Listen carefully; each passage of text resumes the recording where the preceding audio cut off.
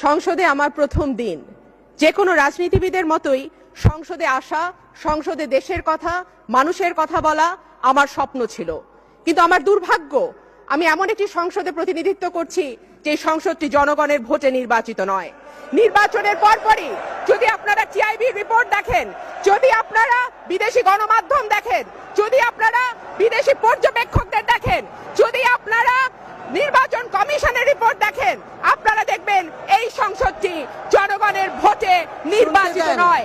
সুতরাং আমি খুশি হব যদি এই সংসদের মেয়াদ আর একদিনও না বাড়ে।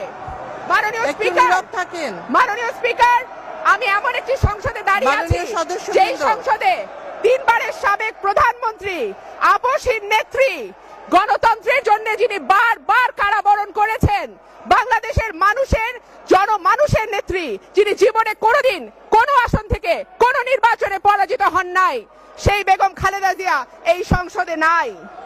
তাকে পরিকল্পিতভাবে একটা উদ্দেশ্য প্রণোদিত মিথ্যা মামলায় তাকে আজকে কারাগারে 16 মাসের অধিক সময় তাকে আটকে রাখা হয়েছে।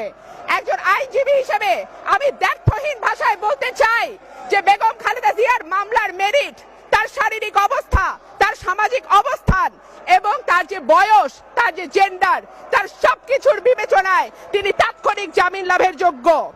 সরকারের হুমকিতে আমাদের অ্যাক্টিং চেয়ারম্যান জনাব তারেক রহমান দেশে ফিরতে পারেন না।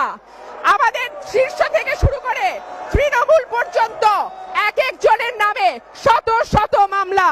মাননীয় স্পিকার, আমাদের যিনি মহাসচিব, যিনি দল মত নির্বিশেষে সবার কাছে একজন সজ্জন রাজনীতিবিদ হিসেবে পরিচিত,